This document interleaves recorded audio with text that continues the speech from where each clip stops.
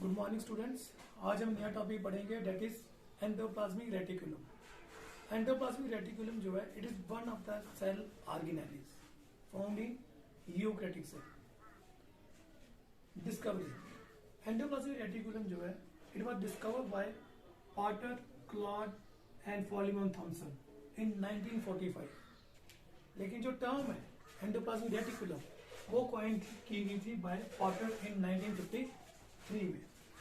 Location मतलब ये कहाँ पे होता है एंडोप्लाज्मिक रेटिकुलम। ऐसे सेट एंडोप्लाज्मिक रेटिकुलम जो है वो यूकैरियोटिक सेल में प्रेजेंट है, प्रोकैरियोटिक सेल में ये एब्सेंट होता है बिकॉज प्रोकैरियोटिक सेल में कोई भी सेल ऑर्गेनेलिस नहीं होता और endoplasmic reticulum is one of the cell organelles. Obviously ये प्रोकैरियोटिक सेल में नहीं हो सकता।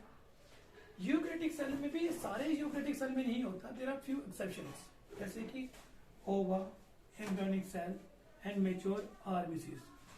इनमें एंडोप्लाज्मिक रेटिकुलम जो है वो एब्सेंट होता है। स्ट्रक्चर जैसे आप फिगर में देख सकते हैं, एंडोप्लाज्मिक रेटिकुलम का जो स्ट्रक्चर है इसे हम 3 कंपोनेंट में डिवाइड करते हैं। सिस्टर्ने जो कि सैक लाइक है, पैरेलल अरेंज्ड है और अनब्रांच्ड है। दूसरा है टेब्यूल जो कि इरेगुलर ब्रांच्ड और ट्यूब लाइक स्ट्रक्चर है। थर्ड आता है वेसिकल जो राउंड स्फेरिकल शेप है, जो बर्ड ऑफ होते हैं फ्रॉम एंडोप्लाज्मिक रेटिकुलम और मूव करते हैं टुवर्ड द गोल्गी एपैरेटस और द टारगेट साइट। अब type of endoplasmic reticulum. Endoplasmic reticulum जो है डिपेंडिंग अपॉन प्रेजेंस और एब्सेंस ऑफ राइबोसोम्स दो टाइप्स के होते हैं। एक होता है स्मूथ एंडोप्लाज्मिक रेटिकुलम और दूसरा होता है रफ एंडोप्लाज्मिक रेटिकुलम।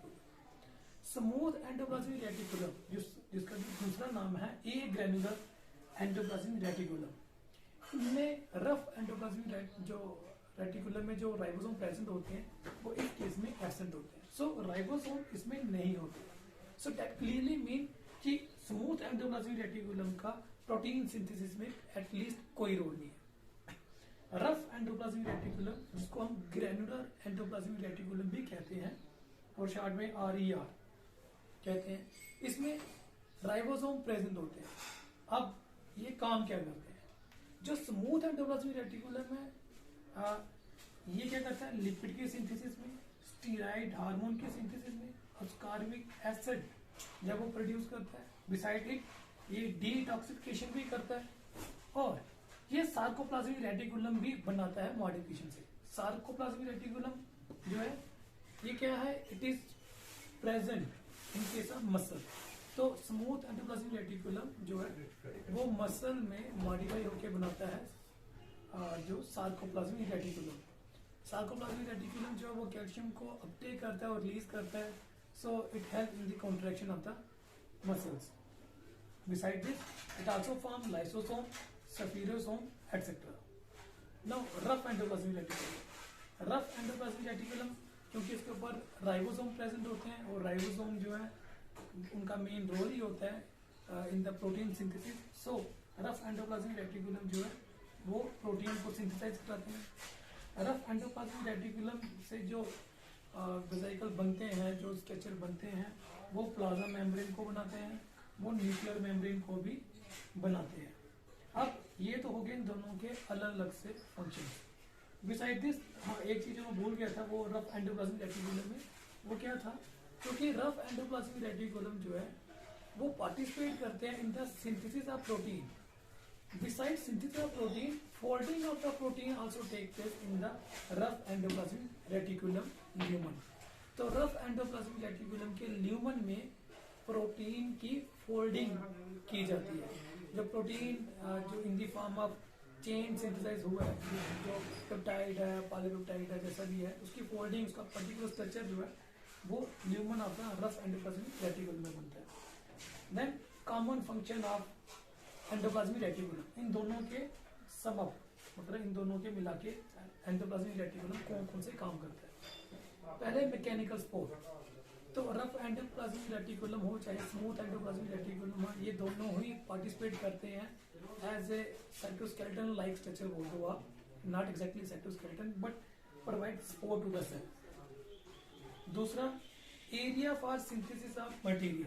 जैसे हमें पता है अभी पढ़ा कि लिपिड की सिंथेसिस, स्टीराइड की सिंथेसिस, अस्कॉर्बिक एसिड जो बन रहा है, सॉरी सिक्रेशन ऑफ प्रोटीन हो रही है, ये सब कुछ एंडोप्लाज्मिक रेटिकुलम के अंदर हो रही है। दैट इज व्हाई ये सिंथेसिस ऑफ मटेरियल के लिए एरिया प्रोवाइड करता है।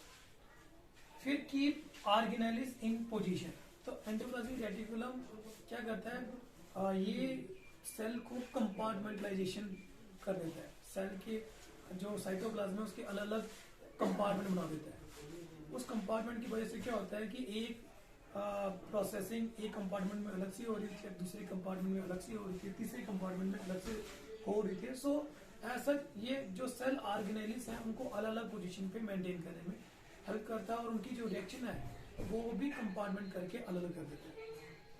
फिर है circulatory system of the cell. Obviously कि एंडोप्लाज्मिक रेटिकुलम क्या करता है, ये वेसिकल प्रोड्यूस करता है। वो सिक्रेटरी वेसिकल में हमेशा मटेरियल प्रेजेंट होता है। वो मटेरियल क्या करता है, वो टारगेट साइड पे भी जाता है, चाहे वो उसने प्लाज्मा मेम्ब्रेन से बाहर जाना हो सिक्रेशन करने के लिए, चाहे उसने कोई लाइसोसोम बना दिया हुआ है, चाहे उसने कोई सफीरोसोम बना दिया हुआ है, तो वो अलग अलग फंक्शन परफॉर्म कर रहे हैं। लेकिन जैसे ये चीजें बन रही हैं तो ये उस साइड से मूव करके दूसरी साइड से जाती है। जैसे एंडोप्लाज्मिक रेटिकुलम ने लेट से कोई वेसिकल बनाया है, वो वेसिकल जाएगा गोल्गी एपरेटस में, गोल्गी एपरेटस में फ्यूज होके मॉडिफाई होके बाहर निकलेगा, फिर उधर से हट के जाएगा वो टारगेट साइड में। तो ये क्या कर रहा है, एक माइक्रो सर्कुलेटरी सिस्टम बना रहा है।